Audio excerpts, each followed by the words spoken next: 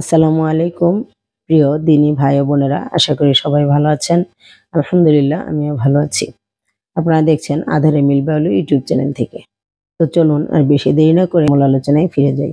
আজকের আলোচনার বিষয় নির্ধারণ করা হয়েছে কষ্ট সহিষ্ণুতার মহান সম্রাজ্ঞী হযরত ফাতেমা রাদিয়াল্লাহু আনহা। আজকের ভিডিওতে আমরা সেই বিষয়ে বিস্তারিত জানার চেষ্টা করব ইনশাআল্লাহ। তো চলুন ভিডিওটি শুরু করা যাক। নবী দুলালী কলিজার টুকরা হযরত ফাতেমাতুজ জোহরা রাদিয়াল্লাহু আনহার জীবনের প্রতিটি মুহূর্তে প্রতি দৃষ্টিপাত করলে দেখা যায় পার্থিব জীবনে কষ্ট ও সাধনার এক চূড়ান্ত আদর্শ মহিলা ছিলেন তিনি। হযরত ফাতেমা রাদিয়াল্লাহু আনহার স্বামীর গৃহে কোনো দিনই ভোগ বিলাস ও পার্থিব শান শৌকতের অনুপ্রবেশ ঘটেনি। জন্ম হতে 14 বছর পর্যন্ত পিতা মুহাম্মদ সাল্লাল্লাহু আলাইহি সাল্লামের কোলে লালিত পালিত হলেন। নবী গৃহে কোনো দিন পার্থিব আরামায়েশে দিন কাটাতে পারতেন না তিনি, বরং কষ্ট সাধনা ও সহিষ্ণুতার উত্তম শিক্ষা পেয়েছেন। আলী রাদিয়াল্লাহু আনহু এর সাথে বৈবাহিক বন্ধনে আবদ্ধ হওয়ার কিছুদিন পরেই হযরত ফাতেমা রাদিয়াল্লাহু আনহু স্বামী গৃহে চলে যান।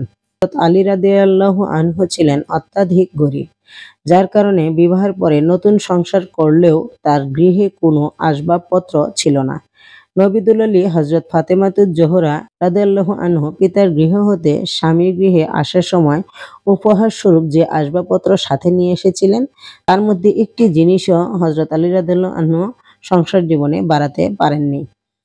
প্রিয় দিনী ভাই ও বোনেরা, নবী দুলালী হযরত ফাতেমাতুজ জোহরা রাদিয়াল্লাহু আনহু তার জীবনে কত যে কষ্ট করেছেন, তার তুলনায় আমাদের কষ্ট কোনো বড় ধরনের কষ্টের মধ্যেই পড়ে না। মানুষ সাধারণত দেখা যায় স্বামীর গৃহে স্বাধীনভাবে বসবাস করে, একটু সুখ শান্তি উপভোগ করে। সেই সুখের স্বামীর গৃহে হযরত ফাতেমা রাদিয়াল্লাহু আনহুর যাতা ঘোরাতে ঘোরাতে তার হাতে ফোস্কা পোড়া পড়ে গিয়েছিল। শুনলে দুঃখ লাগে। নবী দুলালী কত কষ্টের মধ্যে দিয়ে স্বামীর সংসার করেছেন। এমনও বর্ণনায় পাওয়া যায় যে স্বামী গৃহে গায়ে জড়ানোর মতো মাত্র একটি চাদর ছিল তার। সেই চাদর এত খাটো ছিল যে তা দিয়ে মাথা ঢাকতে গেলে পা বের হয়ে যেত, পা ঢাকতে গেলে মাথা বের হয়ে যেত। জীবিকার অবস্থা এতই করুণ ছিল যা শুনলে প্রত্যেক মুসলিম নরনারীর অন্তর কেঁপে ওঠে।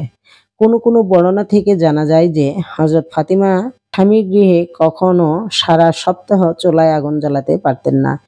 এমন দেখা গেছে ক্ষুধা নিবারণের জন্য গৃহে কিছু না থাকলে পেটে পাথর বেঁধে থাকতেন। একবার হযরত আলী রাদিয়াল্লাহু আনহু জীবিকা অন্বেষণের জন্য ঘর হতে বের হয়ে মদিনার উপকণ্ঠে গেলেন। সেখানে গিয়েই দেখলেন একজন বৃদ্ধ মহিলা সামান্য ইট পাথর নিয়ে বসে আছে। নবী জামাতা হযরত আলী রাদিয়াল্লাহু আনহু বৃদ্ধাকে দেখে মনে মনে ভাবছে, হয়তোবা বৃদ্ধা তার বাগানে পানি সেচ করতে চায়। সত্যি তার ভাবনা ঠিক হয়ে যাওয়ার পর পারিশ্রমিক ঠিক করে পানি উঠিয়ে সেচ করতে লাগলেন। কিন্তু পানি উঠাতে উঠাতে তার শরীর একেবারে দুর্বল হয়ে গেল। শুধু দুর্বল নয়, তার হাতে ফোস্কা পড়ে গেল। এই হাড় ভাঙ্গা পরিশ্রমের পারিশ্রমিক হিসেবে পেলেন মাত্র এক মুঠো খেজুর। মনের খুশিতে এক মুঠো খেজুর নিয়ে বাড়ি ফিরে প্রিয়তম স্ত্রী হযরত ফাতেমার হাতে তুলে দিলেন।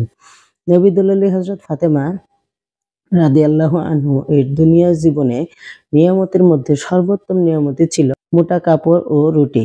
নবী দুলালী হযরত ফাতেমা রাদিয়াল্লাহু আনহু কত কষ্টে ক্লেশের মধ্যে জীবনযাপন করেও কোনো দিনই কারো কাছে কষ্টের কথা বলতেন না, বরং অধিক অভাব অনটনের মধ্যেও তিনি সবর করতেন। ধন্যবাদ আজকের ভিডিওটি সম্পূর্ণ দেখার জন্য। আশা করি আপনারা ভিডিওটি উপভোগ করেছেন। যদি ভিডিওটি আপনার ভালো লাগে তাহলে অবশ্যই একটি লাইক, কমেন্ট ও সাবস্ক্রাইব করতে ভুলবেন না। পরবর্তী ভিডিও দেখার আমন্ত্রণ জানিয়ে এখানেই শেষ করছি। মহান আল্লাহ তাআলা আমাদের সবাইকে অধিক পরিমাণ ধৈর্য ধারণ করে ইসলামের ছায়াতলে আসার তৌফিক দান করুন। আমিন।